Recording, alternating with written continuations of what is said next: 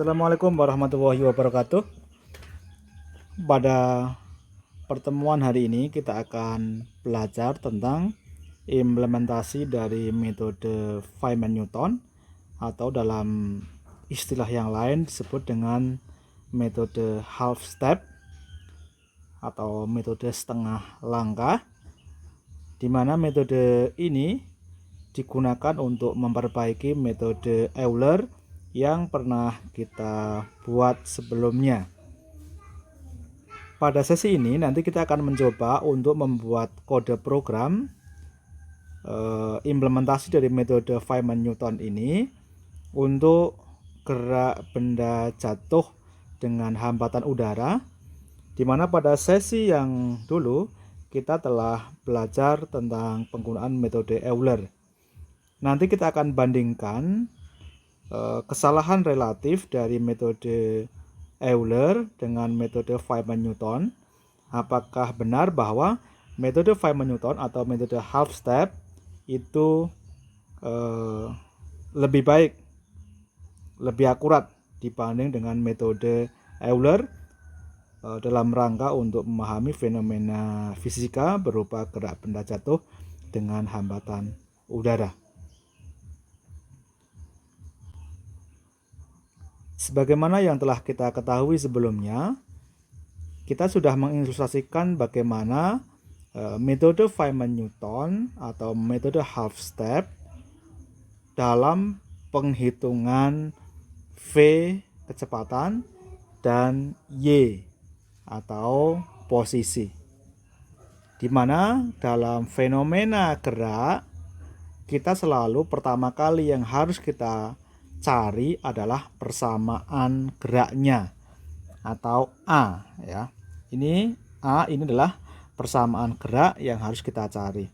Untuk mencari A tentu kita membutuhkan, karena ini gerak Newtonian, maka kita membutuhkan gaya-gaya yang bekerja pada benda atau resultan gaya yang bekerja pada benda.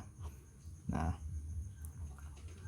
A dan resultan gaya atau gaya-gaya yang bekerja kita peroleh pada tahap kita memodelkan atau penyederhanaan model pada langkah fisika komputasi itu. Kemarin kita sudah mempelajari ini. Ya, di mana kita dapat mengilustrasikan sebagai berikut. Ya, ini ada domain waktu karena gerak, kemudian ada ini adalah T saat H, jadi ini adalah T sama dengan H, ini adalah T sama dengan 2H, T sama dengan 3H, dan seterusnya. Nah, untuk menghitung Y di T plus H, misalnya di Y1 di sini kita membutuhkan Y mula-mula, tetapi kita butuh V setengah langkah, V di sini. Jadi V di sini kita membutuhkan V di situ.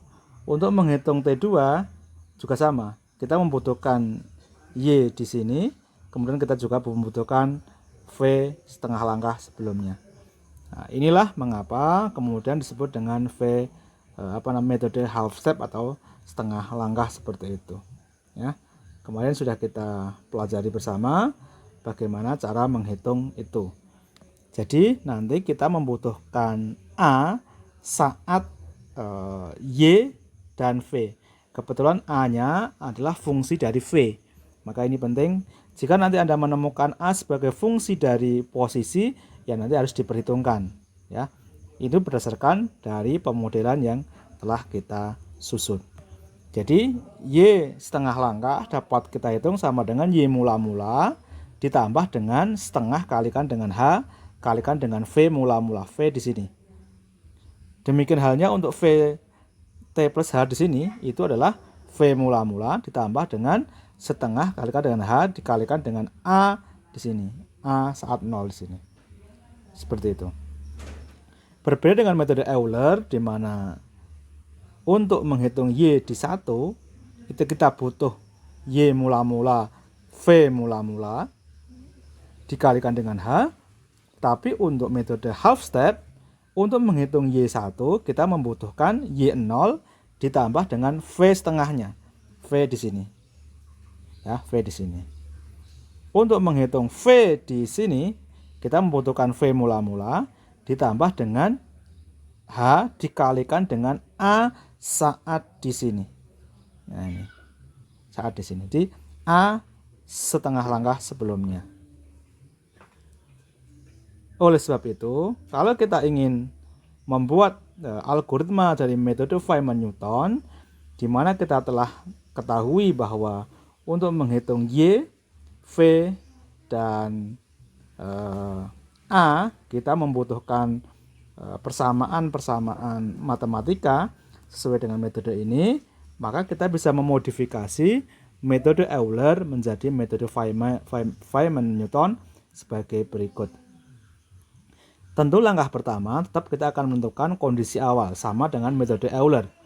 Kondisi awal ini bergantung dari persoalan fisika yang sedang kita kaji. Untuk step yang pertama. Step yang kedua kita akan melakukan looping. Tentu setelah kondisi awal semua ada, kita akan melakukan looping. Jangan lupa untuk menentukan variabel-variabelnya. Langkah yang pertama kita harus menghitung A. A pada saat awal, ya, pada saat awal. Kita tentukan A-nya adalah CD kalikan dengan rho kalikan dengan A kalikan dengan V sebagai fungsi waktu kuadrat dibagi dengan 2M min G. Nah, ini nanti kita hitung VT-nya terlebih dahulu, VT mula-mula, ya. Nah, setelah itu kita bisa membuat output dari T, V, dan Y. Nah, outputnya kita tuliskan di sana. T waktunya, kemudian V-nya berapa, Y-nya berapa. Jika nanti Anda ingin membandingkan dengan hasil secara analitik, Anda dapat menuliskan di sini, di dalam output itu. Langkah yang kelima, kita harus menghitung Y setengah langkah. Y half, saya sebut sebagai Y half, itu sama dengan Y mula-mula ditambah dengan V mula-mula dikalikan dengan H dibagi 2. Ini adalah Y half-nya, half step-nya. Ya. Berikutnya kita akan menghitung V setengahnya. Ya, kita hitung V setengahnya di sini.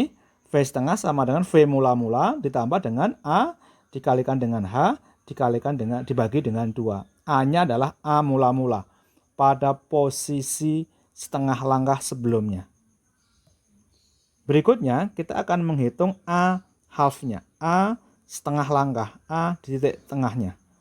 A di tengah itu adalah A, namun V-nya, kalau ini karena ini fungsi dari Y dan V, maka V-nya adalah V setengah langkah, bukan lagi V0. Kalau yang ini mula-mula adalah misalnya ini Y0, T0, maka di sini sudah menjadi V setengahnya.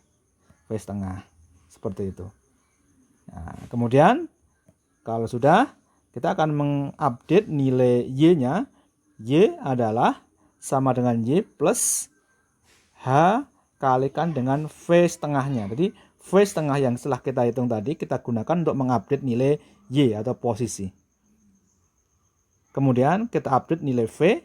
V adalah V sekarang, misalnya ini V1, berarti Y1, V1 adalah V1 sama dengan V0, ya, V0 bukan V setengah ya. V sama dengan V0 plus H dikalikan dengan H setengah. H kalikan dengan A, A-nya A half. A half-nya yang kita hitung tadi. Seperti itu. Ya. Jadi ini persamaan matematikanya, kemudian kita masukkan ke dalam algoritma ini. Sama dengan metode Euler, kita membuat increment dari waktu T. T sama dengan diupdate dengan T plus H. Hanya bergantung yang mau kita maui, semakin kecil semakin bagus, semakin stabil seperti itu. Nah, kemudian baru kita lakukan looping sampai dengan T max. Anda boleh menggunakan batasnya lah T max, atau juga bisa Anda menggunakan Y-nya ya, Y-nya. Misalnya sampai Y sama dengan 0 misalnya. Boleh. Sampai ke tanah misalnya. Itu boleh saja. Nah, batasan ini tergantung dari persoalan yang ingin kita kaji seperti itu. Nah, dari metode atau dari algoritma metode Feynman-Newton ini, kita akan coba untuk membuat kode program memodifikasi dari metode Euler yang kemarin. Nanti kita akan bandingkan hasilnya dengan hasil yang kita peroleh dengan menggunakan analitik. Apakah hasil secara metode Euler itu lebih baik, ataukah justru metode Feynman-Newton ini hasilnya lebih baik dibanding dengan metode Euler? Hipotesanya adalah bahwa metode Feynman-Newton ini karena sebagai perbaikan dari metode Euler tentu akan lebih baik dibanding dengan metode Euler. Yuk kita lanjutkan bagaimana cara membuat programnya di Python dari implementasi metode Feynman-Newton ini.